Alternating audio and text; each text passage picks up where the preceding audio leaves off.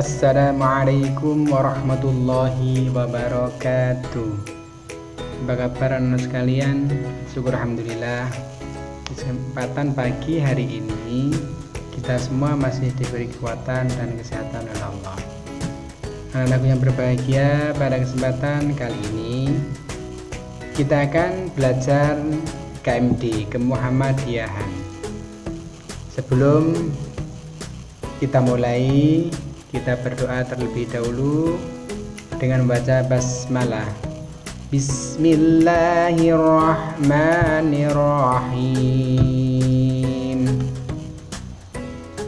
Anak-anakku yang berbahagia, materi pertama mengenal sebuah organisasi.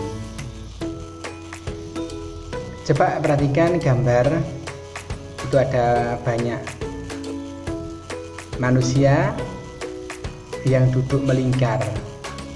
Itu adalah merupakan simbolis sebuah organisasi. Dari situ kita bisa membuat sebuah analisa bahwa apa yang dimaksud organisasi. Yang pertama, dalam gambar itu adalah ada kumpulan beberapa orang. Ciri sebuah organisasi. Ciri yang pertama adalah kumpulan dari beberapa orang. Ini ada banyak orang. 1, 2, 3, 4, 5, 6, 7, 8, 9, 10 sampai 12. Ciri yang kedua adalah dalam kumpulan orang itu tadi memiliki tujuan yang sama. Apa tujuannya? Mencapai sebuah cita-cita yang diinginkan kelompok orang itu. Ingin membangun sebuah sekolahan, ingin membangun sebuah perusahaan, sama. Jadi kumpulan orang itu mempunyai tujuan yang sama. Yang nomor 3, mempunyai program kerja dan kerjasama. Ada program kerjanya, kemudian ada pembagian tugasnya. Setiap orang ada tugasnya masing-masing. Sebagai apa? Ada sebagai ketua, wakil, bendara, dan sekretarisnya. Ada juga yang terakhir ada musyawarah. Jadi kumpul ketika ada permasalahan, kumpul bermusyawarah untuk mencari solusi jalan keluar. Anak-anakku yang berbahagia. Yang kedua, materi kedua adalah tujuan organisasi. Ingat, organisasi bertujuan apa? Untuk mencapai cita-cita dan tujuan bersama. Tujuannya bersama, cita-cita. Yang nomor 2, untuk memecahkan masalah dan mencari solusi. Kalau ada apa-apa, dipikir bareng dengan banyak orang sehingga mudah terpecahkan masalahnya. Tujuan yang ketiga adalah untuk melatih kedewasaan. Nah, ini kalau yang organisasi masih anak-anak, ini melatih berpikir dewasa. Yang keempat, untuk berbagi pengalaman. Kalau kita kumpul banyak orang, sering-sering gak berkomunikasi dengan banyak orang, kita akan dapat ilmu banyak dan dapat pengalaman. Yang berikutnya adalah untuk menjaga persatuan dan kesatuan. Dalam sebuah organisasi itu hendaknya ada rasa saling keterikatan satu sama lain, karena tujuannya sama tadi. Jadi menjaga rasa persatuan. Yang terakhir adalah untuk saling menjalin silaturahim, saling bertemu di mana nanti ketemu lagi. Itu adalah sebuah silaturahim yang akan membawa kita memberkahi rezeki kita karena kita sering silaturahim. Itu salah satu tujuan organisasi. Anak-anakku yang berbahagia, selanjutnya adalah manfaat organisasi. Apa manfaat organisasi?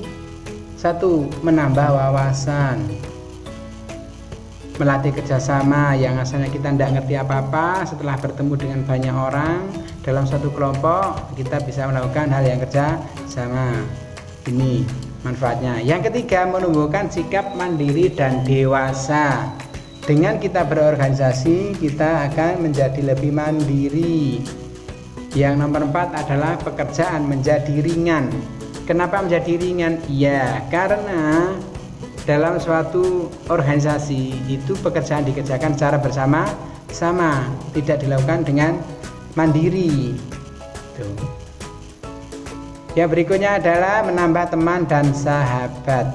Kenapa begitu? Iya, kalau kita hanya bekerja sendiri itu berat rasanya, ya kan?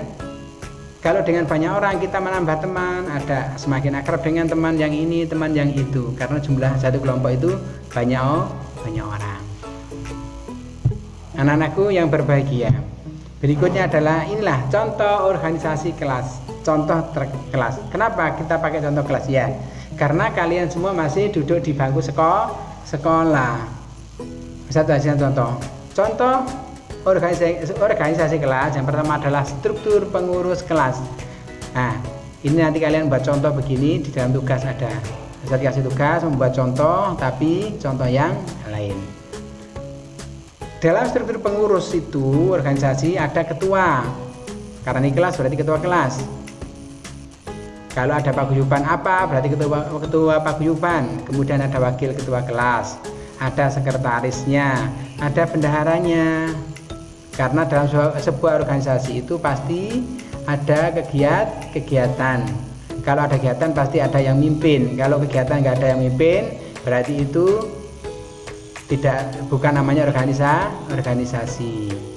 Ada koordinatornya, ada seksi-seksinya. Kalau di kelas paling mungkin ada si kebersihan, si keamanan, dan si ketertiban, itu ada di organisasi kelas.